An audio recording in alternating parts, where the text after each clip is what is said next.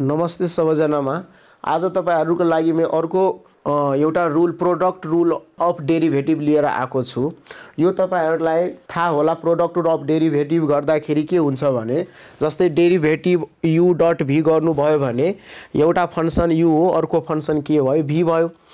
यहाँ u लाई जस्ताको त्यस्तै राख्नुस्, v को डेरिभेटिभ हुन्छ प्लस v लाई जस्ताको त्यस्तै राख्नुस्, u को डेरिभेटिभ गर्नु, that is u v dash plus v u dash हुन्छ। अब यसमा म अलिकति तपाईहरुलाई यो त भयो तपाईहरुको के भन्छ बोर्डतिरको कुरा हैन, यानी +2 तिरको कुरा। तर यसमा म यदि कम्पिटिटिभ एक्जाममा यस्तो प्रोडक्ट रुलबाट आछ भने म अलिकति यसलाई इन जेनरलमा लग्न खोज्छु के।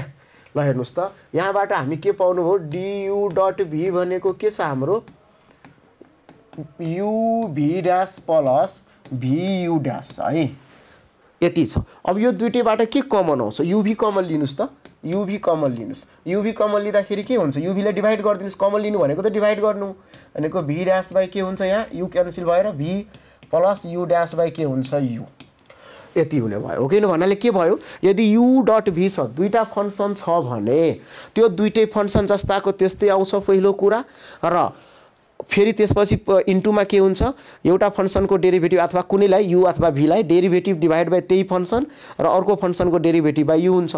अब यसैलाई मैले इन जेनरलमा गर्न गयो भने इन जेनरल दुईटा भन्दा बढी फंक्सन आयो भने जस्तै du1 u2 u3 हैन डट डट डट un आयो, सबै के आयो प्रोडक्टमा आयो। यो सबै फंक्सन केमा छ, प्रोडक्टमा छ, डेरिभेटिभ विथ रेस्पेक्ट टु के x भयो भने। जब दुईटा फंक्सन हुँदाखेरि के भएको थियो हेर्नुस् त सबैजना, u v र v derivative by v u derivative by u थियो। सिमिलरली यहाँ हामी जेनरलमा लेख्न सक्छौं के, फंक्सन जस्ताको त्यस्तै आउँदो गरेको छ, यानी u1 u2 u3 dot dot dot कति un हो कि न, यो फंक्सन जस्ताको त्यस्तै आउँदो गर्छ। र त्यसपछि भित्र के हुन्छ भने यो u1 फंक्सनलाई एउटा मान्नु भयो भने u1 को डेरिभेटिभ डिवाइड बाइ u1 गर्दिनुस्। सिमिलरली अर्कोको लागि u2 को डेरिभेटिभ डिवाइड बाइ u2 गर्दिनुस्, प्लस डट डट लास्टमा हामी un को डेरिभेटिभ के लेख्न पाउँछौ un। यो तपाईको दुईटा भन्दा बढी फंक्सन छ भने गर्न सक्नुहुन्छ यस्तो, दुईटा भन्दा तीनटा चारटा पाँचटा 10टा जतिवटा भयो नि तपाईहरु यो जेनरल युज गरेर गर्न सक्नुहुन्छ। जस्तै एउटा एक्जाम्पलबाट तपाईहरुले क्लियर पार्दिन्छु म, हेर्नुस्, if fx equals to x plus 1 x square plus 1 x को power 4 plus 1 dot dot x को पावर 2n प्लस 1 छ हैन, यति हुने भयो।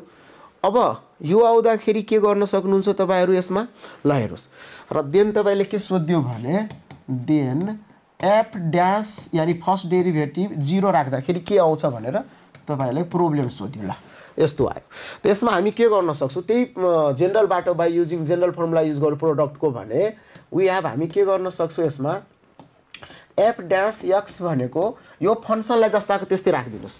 जस्तै यहाँ x प्लस 1 आउने भयो, अर्को x स्क्वायर प्लस 1 आउने भयो, x को पावर 4 प्लस 1 आउने भयो हैन, डट डट डट x को पावर 2n प्लस 1 आउने भयो। यही भने थिए मैले जस्ताको त्यस्तै। र त्यसपछि के गर्न सक्नुहुन्छ, अब यसलाई u1 u2 u3 मान्दाखेरि यसको डेरिभेटिभ गर्नु। यसको डेरिभेटिभ के हो, 1 नै हो, x प्लस 1 को तलतिर त्यही फंक्सन x प्लस 1। सिमिलरली अर्कोको डेरिभेटिभ के हो, 2x बाइ के हुन्छ x स्क्वायर प्लस 1।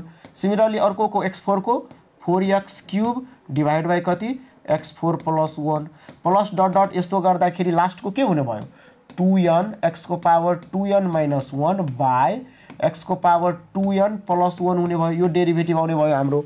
यसमा हामी जब x को भ्यालु कति राख्दिन्छौं, f ड्याश x 0 राख्दिन्छौं भने के एन्सर पाउनुहुन्छ यसमा, 0 राख्दाखेरि 0 प्लस 1 1 नै भयो, 0 प्लस 1 1 नै भयो। यसमा पनि 0 प्लस 1 कति भयो 1 नै भयो। हेर्नुस् त, डट डट डट लास्टमा पनि के भयो 1 नै भयो, र यतातिर के भयो 1 डिवाइड बाइ 0 प्लस 1 1 भयो, अरुको सब 0 भइदिन्छ। हेर्नुस् त, डट डट डट 0 भइदियो भनेको एन्सर हाम्रो के पाउनु भयो 1 पाउनु भयो।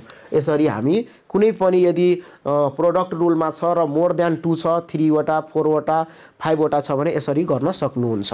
र यो मोस्टली कम्पिटिटिभ एक्जाममा सोध्ने गर्छ यो। यसैले तपाईले बोर्डमा गर्नु छ भने हामी के गर्न सक्छौं भने यसैलाई सेम प्रब्लमलाई जति दिएछ त्यसलाई y लेट गर्दिन्छु। ल यो भनेको कति भयो x + 1 अथवा fx भनेको y हो भनेर बुझिदिए x² + 1 डट डट डट कति थियो x को 2n + 1 ओके न यति भनेको बोर्ड एक्जाममा सोधियो भने यसरी गर्ने र यसमा पनि के लिदिनु लग लिदिनु दुवैतिर taking log on both side है taking log on both side ल हेरौँ त यो लग लिने बित्तिकै हामी के पाउनुहुन्छ भनेको लग y बराबर लग केमा जान्छ यो x + 1 अर्को x² + 1 dot dot dot x को पावर 2n + 1 मा जाने भयो हैन यसरी हुने भयो अब लग को प्रोपर्टी के हो log a * b a log a + log b हुन्छ similarly log a * b * c * d * यस्तो छ भने फेरि केमा जान्छ प्लसै मा जान्छ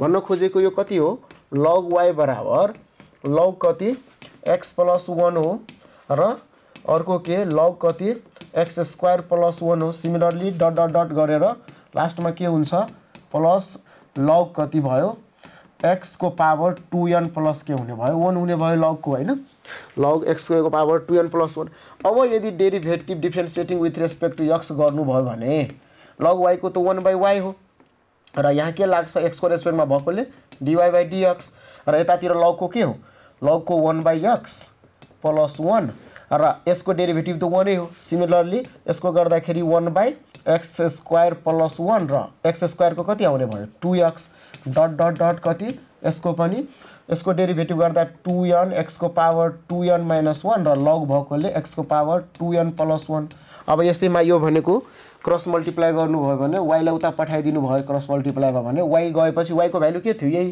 भनेको x + 1 अर्को के x² + 1 dot dot dot x को पावर 2n + 1 y हुने भयो र बाँकी के हुने भयो 1/x + 1 2x/x² + 1 plus dot dot x को 2n x को पावर 2n - 1/x को पावर 2n + 1 यसरी तपाईहरु र अब यहाँ x को भ्यालु 0 राख्दिनु भने तपाईले आन्सर पाउनुहुन्छ यसरी तपाईहरुले गर्न सक्नुहुन्छ बोर्डको एक्जामको लागि।